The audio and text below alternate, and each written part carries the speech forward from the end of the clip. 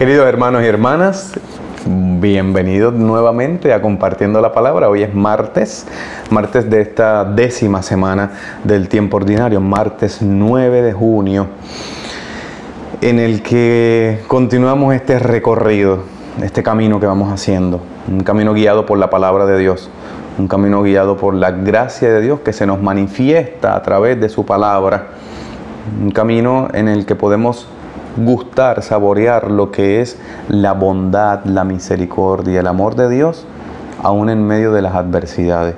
Y esto es una idea que yo sé que en estos videos el que me va siguiendo pues la repito con frecuencia, y es que la palabra de Dios lo insiste. La palabra de Dios muchas veces nos va a presentar situaciones difíciles en las que la persona no pierde su dignidad, no pierde su felicidad, no pierde el auxilio, aunque pase por momentos de crisis o de dolores, porque siempre va a estar ahí la mano de Dios, porque siempre va a estar el cuidado de Dios, no al final, sino en la crisis. Y esto es algo muy importante que tenemos que descubrir nosotros, porque yo sé que a nosotros a veces, cuando la vida se nos complica, pues lo aguantamos con la esperanza de que después las cosas mejorarán. Sin embargo, la palabra de Dios no es lo que manifiesta. La palabra de Dios nos hace ver que en medio de la crisis está Dios presente. Está su mano, está su amor, está su vida. Hoy la primera lectura nos presenta esa misma imagen. Primera lectura que continuamos, como decíamos ayer, en este ciclo de Elías. Estamos en Primera de Reyes, capítulo 17, versículos 7 al 16. Nos presenta una escena que ya conocemos porque incluso Jesús la cita en el Nuevo Testamento. Es el encuentro de Elías con esta mujer viuda de Sarepta, una región y una mujer que no eran creyentes en el Dios que anunciaba el profeta Elías. Y esta lectura, esta escena de la vida de Elías nos muestra la eficacia de la profecía, de la palabra del profeta. Una eficacia que no viene de sus cualidades humanas, sino del don, de la gracia de Dios. Es decir, ¿qué es la eficacia? Que lo que él está diciendo se cumple. Lo veíamos en la lectura de ayer con el tema del anuncio de una sequía. Hoy, precisamente de esa primera lectura de hoy, nos presenta cómo ya en todo el país, dice, se secó el torrente donde se había escondido Elías porque no había llovido en toda la región. Estaban viviendo un momento de crisis, de sequía.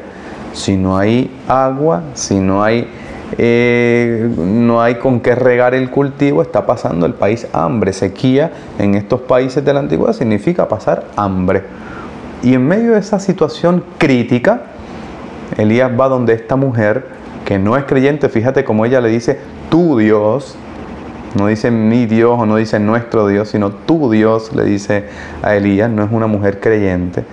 Sin embargo, a ella le alcanza la bondad y la misericordia de Dios precisamente por su gesto de acogida, por su gesto de poder recibir y dar de lo poco que tiene.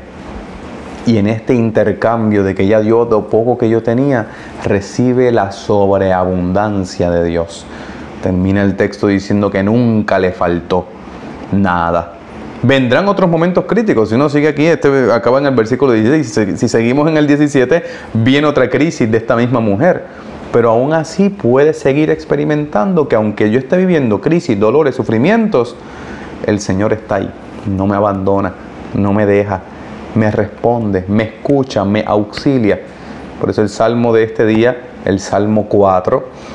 El Salmo 4 es un salmo que incluso nosotros en nuestra liturgia lo utilizamos como un salmo de completas. Completas es esta oración litúrgica que hacemos en la noche antes de irnos a dormir, porque el último versículo que no aparece hoy es el versículo 9. Hoy tenemos hasta el 8 en la misa, pero el versículo 9 es también eso, me acuesto y duermo tranquilo, porque puedo vivir en ese auxilio de Dios, el dormir tranquilo. Por eso se utilizan las completas.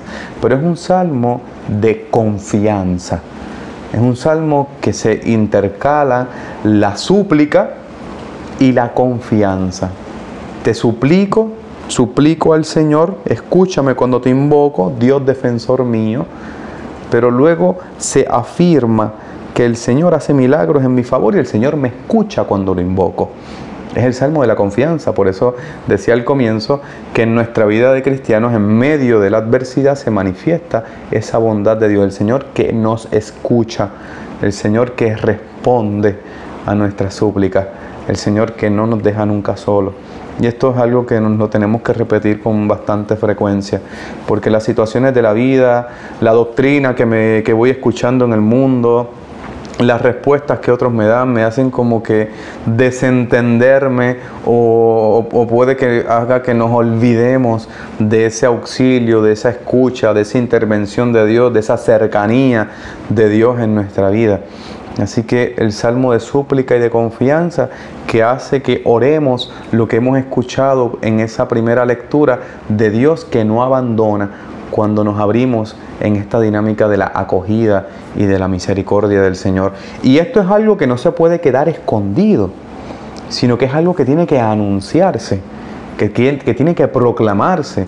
Tenemos que convertirnos nosotros en difusores de esta bondad de Dios. Las cosas buenas se recomiendan.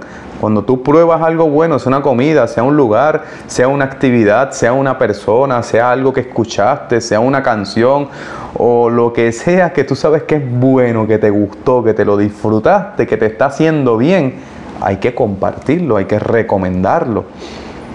Precisamente de eso nos habla el Evangelio hoy. Continuamos en este sermón de la montaña o el discurso del monte de Jesús, Mateo capítulo 5, hoy los versículos 13 al 16, una parte muy cortita pero muy importante.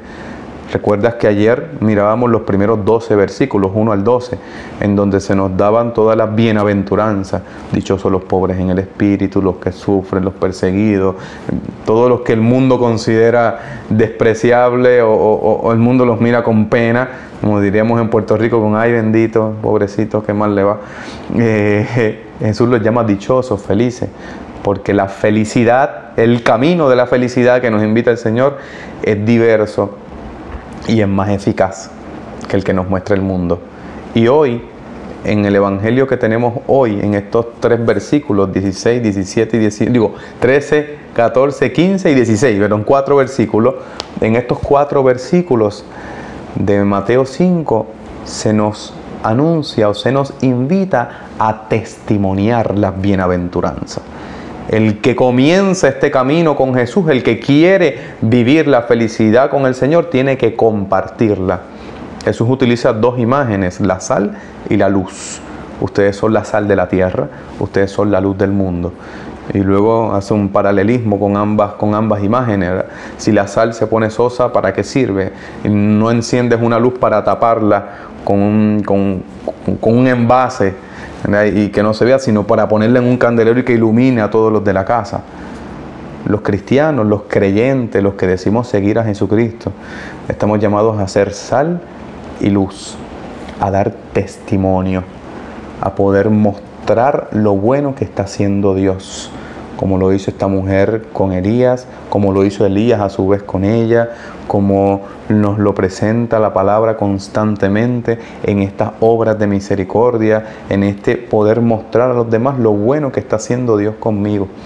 De nada vale que sea una persona de mucha oración, de mucha piedad, de mucho conocimiento bíblico, de poder hablar bonito. A mí mismo, me lo digo a mí, o sea, yo que estoy haciendo estos videos, de nada me sirve publicar un video de 10 minutos todos los días si no se convierte en un testimonio de vida, de acciones concretas que puedan iluminar a otros, que puedan darle sabor a la vida de otros. La imagen es muy clara, la sal, a darle sabor a la vida de otros, poder iluminar a otros en lo que está viviendo cada día, que puedan descubrir con mi testimonio que Dios no abandona, que Dios está presente, aún en las situaciones más adversas, está ahí, consuela, responde, ayuda, auxilia a nuestra situación.